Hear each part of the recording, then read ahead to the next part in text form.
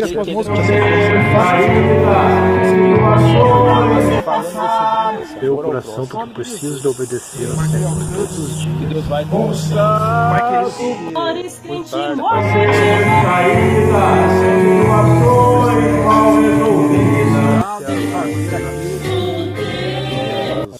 Não é a minha pessoa, mas a palavra. Esta manhã que o Senhor pode. Ei, chega com as moscas. Bom dia. Vai. Senhor, nosso Deus e poderoso Senhor, se entregar ao Senhor. Um bom dia para o Senhor a todos. Estamos novamente nesse local em que o Senhor preparou. Vou mostrar rapidamente algo que está aqui nessa árvore, né? Para aqueles que conhecem, está aí, ó. Estão trabalhando a todo vapor, os menininhos. Essa árvore frondosa, bonita, como podemos ver, né? Uma árvore grande. E os bichinhos estão trabalhando a todo vapor. Pois bem, a passagem de Deus foi do meu coração, pois em minha mente. Eu sempre costumo dizer, pois em meu coração,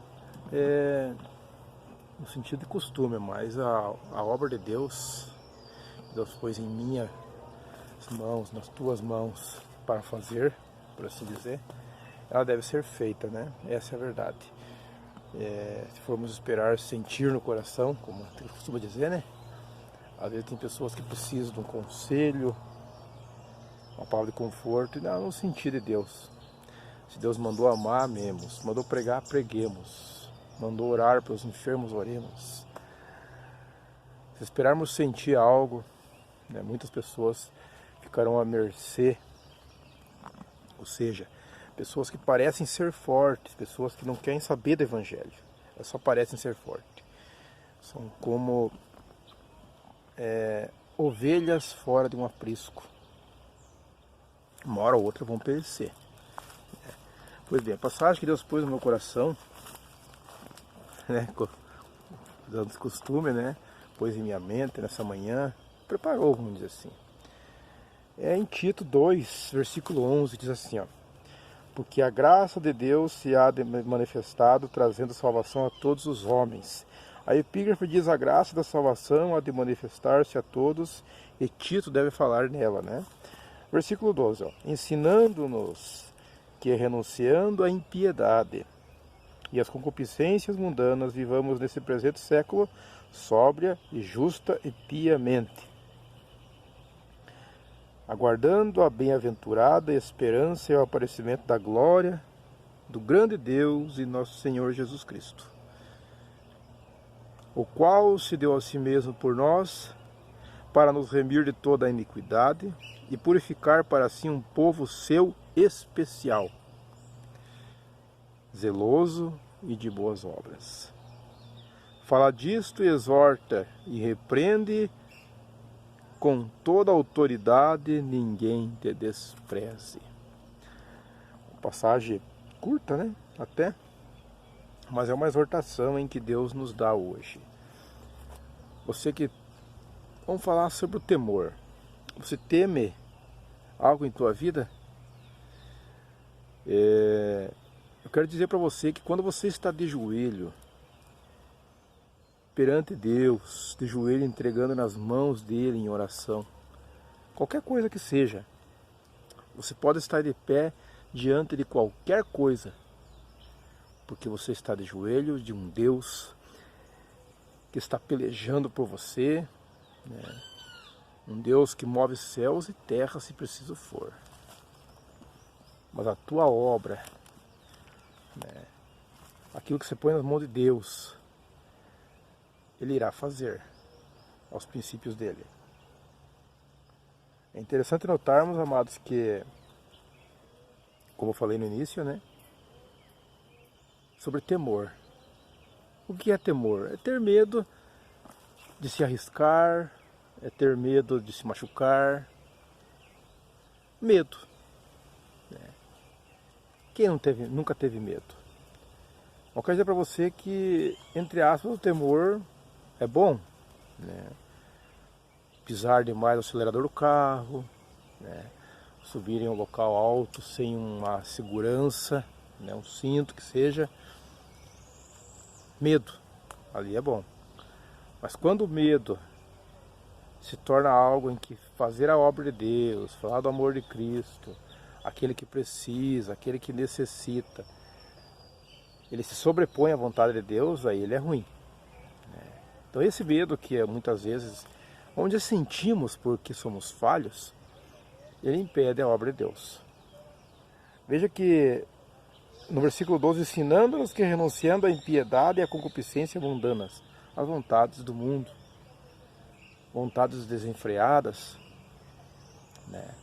Ah, eu quero isso, eu quero aquilo, ou seja, vontades sem controle, isso é concupiscência, né? Mundanas. Vivamos nesse presente século sóbria e justa e piamente.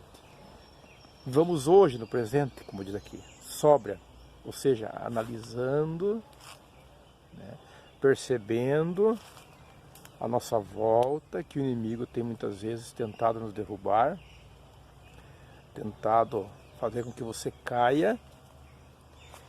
E para se levantar, amados, há muitos que estão caídos hoje. Como eu falei, conversando com um amigo meu, há muitos que parecem ser fortes, estão fora do caminho, mas não estão fortes. São ovelhas fora de um aprisco. E estão à mercê do maligno, e ele pode arrebatá-las em um instante. Percebem que fora dos princípios e fora dos padrões de Deus, fora do conforto da palavra, a ovelha, né, por assim dizer, ela está correndo todo o risco de ser atacada por vários tipos de feras, por assim dizer. Amados, o versículo 14, só para continuar e não ficar muito longo o vídeo, diz assim, ó: o qual se deu a si mesmo por nós para nos remir de toda a iniquidade, purificar para si um povo seu especial, zeloso de boas obras. Fala disto, exorta e repreende-o com toda a autoridade, ninguém te despreze. Percebe que esse princípio, desse mandado aqui, nos diz que Deus, né, ao enviar seu Filho amado, que deu a si mesmo por nós, né, para nos remir de toda a iniquidade, de tudo aquilo que o desagrada, para que um povo se torne especial, zeloso de boas obras, como o texto está dizendo. Zeloso. O que é zeloso, zelar? É cuidar, manejar a palavra como ela deve ser, porque o versículo 15 diz: repreende com toda autoridade, ninguém te despreze. Até uma pessoa me disse ontem que alguém chegou e disse para ela: viu, você que prega a verdade, você tem que pregar aquilo que vive. Ela deu uma risada e disse: olha, irmão, eu tenho que pregar o que Deus manda dizer e a palavra de Deus. Porque se eu pregar o que eu vivo, tem dias que eu levanto e não vigio, brigo com amigos, familiares, até mesmo com os animais de casa, chegam ali e eu acabo os expulsando, exortando com uma certa ira. Imaginaram pregar o que você vive? Um exemplo, né? Então vemos que, claro, você tem que viver o que prega. Essa é a verdade, não pregar o que você vive. Há uma inversão de valores, né? É viver o que se prega. Porque se você pregar o que vive, homens e mulheres são muito falhos.